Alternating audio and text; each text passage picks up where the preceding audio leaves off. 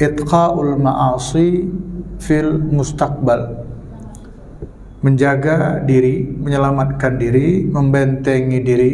Mungkin orang sekarang silakan memprotek ya diri al-ma'asi, dari berbagai bentuk kemaksiatan, dari berbagai bentuk kedurhakaan, fil mustaqbal, pada waktu-waktu yang akan datang.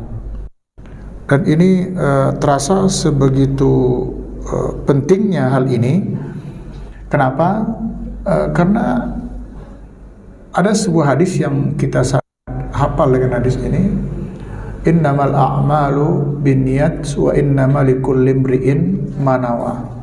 Sesungguhnya segala amal itu dinilai menurut niatnya, dan masing-masing orang memperoleh dari apa yang dia lakukan itu ma nawa, berdasarkan apa yang ia niatkan.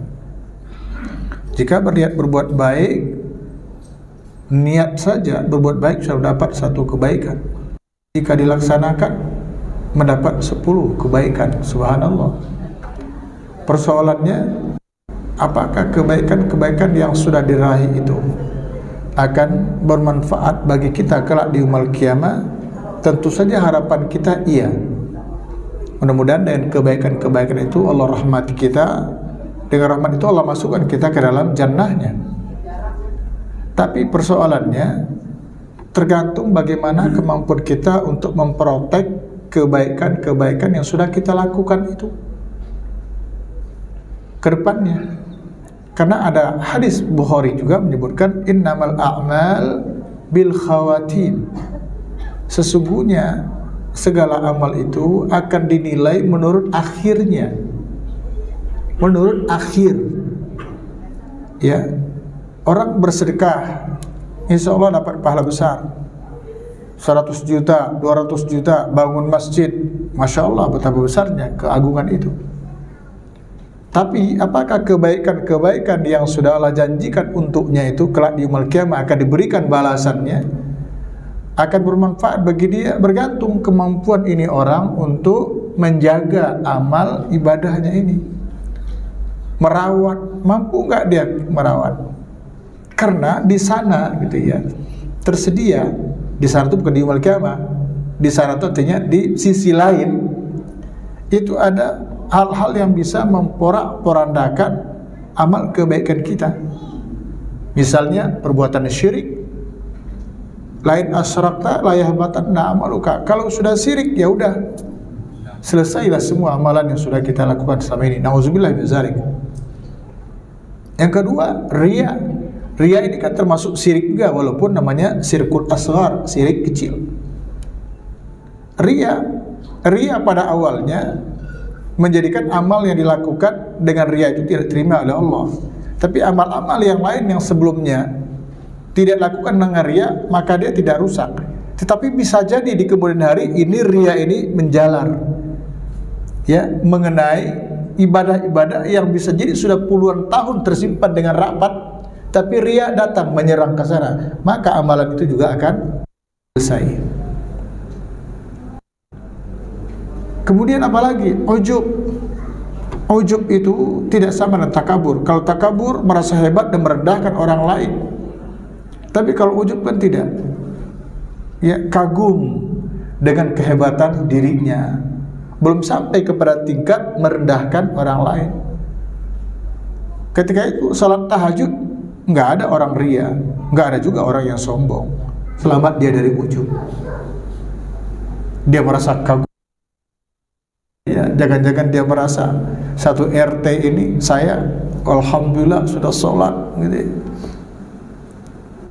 Lahiriannya dia sudah sempurna menjaga sholat, tapi hakikatnya dia kan tidak tahu Allah terima atau tidak kebaikan yang dilakukannya itu. Ujub termasuk muhlikat, bagian dari perilaku yang merusak, memporak-porandakan kebaikan-kebaikan kita. 3. Keempat apa? Al-manna. Al-manna itu bahasa kita ngobrol, mengobrol kebaikan-kebaikan yang sudah kita lakukan. Ya, orang nggak nanya, kita yang cerita. Ya, ini luar biasa, termasuk cara syaitan untuk merusak amal ibadah kita. Begitu Satu di antara cara. Orang nggak bertanya tentang apa ini, kita yang cerita kepada orang. Kebiasaan salafus saleh, ulama-ulama terdahulu itu adalah menyembunyikan kebaikan mereka.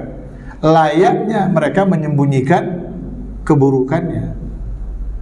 Seperti itu. Kecuali ada kebaikan-kebaikan yang memang mesti kelihatan.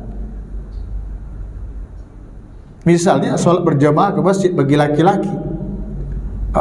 Demi menjaga keikhlasan dia nggak berjamaah ke masjid, di rumah aja nggak boleh, karena itu syiar yang harus diperlihatkan, ya.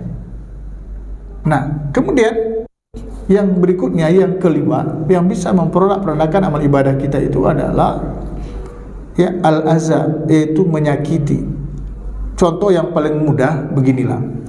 Si A ini pernah membantu temannya B, mungkin udah 20-25 tahun yang lalu.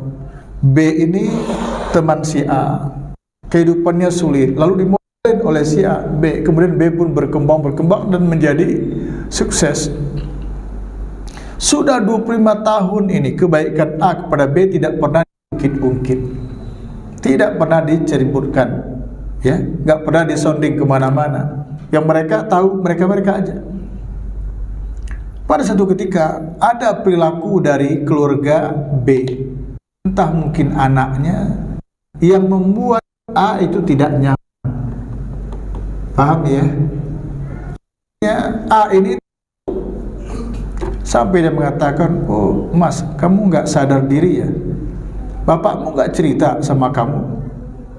20 tahun yang lalu nih yang bantu kamu. Kalau bukan dulu, nambah lagi dosanya nih. Kalau bukan dulu aku yang bantu, apa jadinya kalian? Allahumma shalli wa sallim wa barik alaih. Ya Allah, 2 tahun Pak, mungkin 25 tahun itu kebaikan tersimpan rapi. Tapi pada satu ketika terucap dan itu menyakiti orang. Paham? Jadi perlu kita memprotek kebaikan agar tidak rusak, terkena, ya, terdampak oleh perbuatan-perbuatan jahat di kemudian hari. Tapi juga memprotek diri kita dari berbagai keburukan. Nah, gitu. Contoh tadi, kalau udah bertobat ya udah, jangan kumat lagi.